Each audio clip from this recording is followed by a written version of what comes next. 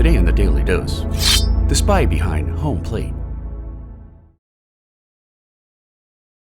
Born into a Jewish immigrant family in 1902 Harlem, New York, Moe Berg excelled at both academics and baseball, first at NYU, before matriculating to Princeton University, where he batted a respectable .337, while his batting average against archrivals Harvard and Yale soared to a dazzling .611.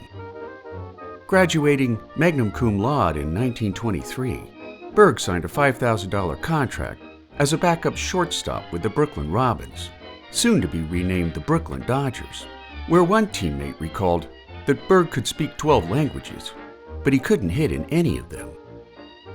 Exiled to the minor leagues after hitting a dismal .186 his first season with the pros, Berg spent the next 2 years developing as a player with the Minneapolis Millers, the Toledo Mud Hens, and the Reading Keystones, earning his law degree from Columbia before signing with the Chicago White Sox from 1926 to 1930, the Cleveland Indians during the 1931 and 1934 seasons, the Washington Senators from 1932 to 1934, and later the Boston Red Sox from 1935 to 1939.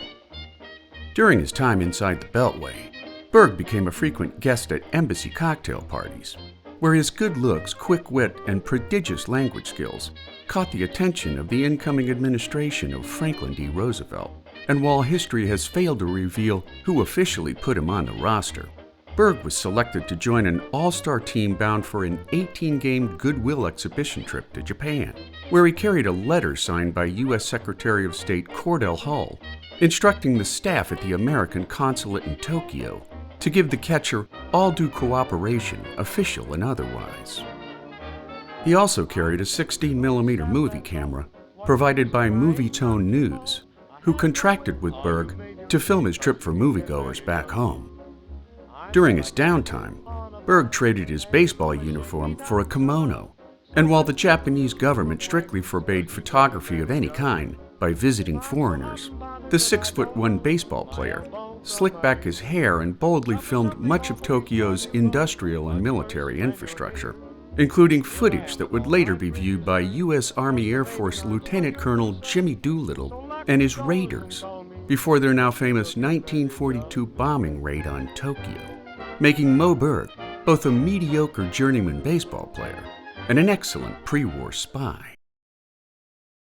And there you have it, the spy behind home plate, today in the Daily Dose. If you like learning something new every day, subscribe to the Daily Dose on YouTube or sign up for emails at dailydosenow.com.